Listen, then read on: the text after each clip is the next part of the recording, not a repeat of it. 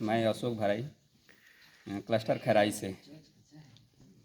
जैसा कि सर ने कहा कि लोग किन किन अपेक्षाओं के साथ इस लाइट वर्कशॉप में आए हुए थे, उसमें हमारी भी काफ़ी अपेक्षाएं थी। और जैसा कि हमने सुना था कि ये वर्कशॉप गांव के पलायन को रोकने में सार्थक होगा, और उस दिशा में हमारी भी सोच थी।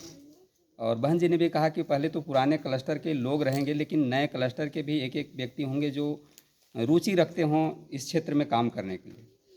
तो मुझे भी उसमें अवसर मिला, और उस नाते भी मैं शायद अपने स्वेच्छा से घुसता कि जिस पंचायत को लिया गया तो उस पंचायत का मैं ग्राम सभा का सदस्य था, तो वो भी एक अच्छा अवसर था।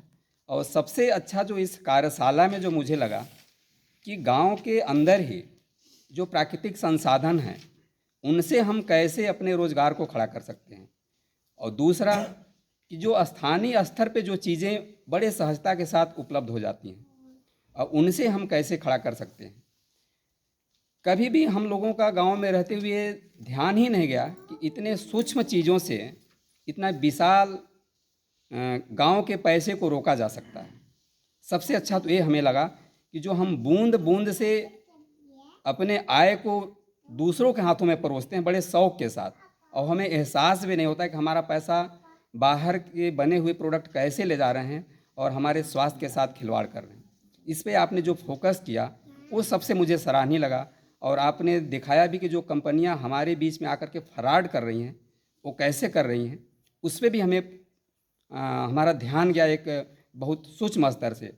और किसी समय मैंने सुना था कि छोटी छोटी बातों से पूर्णतया आती हैं, और पूर्णतया का आना छोटी बात नहीं। वो वाकई में हमें ये दिखा कि अगर हम सूक्ष्म बचत को करते जाएं तो निश्चय ही एक विशाल बचत होगा।